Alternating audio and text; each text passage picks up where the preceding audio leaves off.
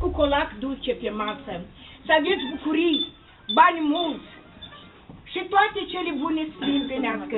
Anul care pleacă a fost anul maimuței, dar ne vine un an frumos, să sperăm că va fi cu noroc,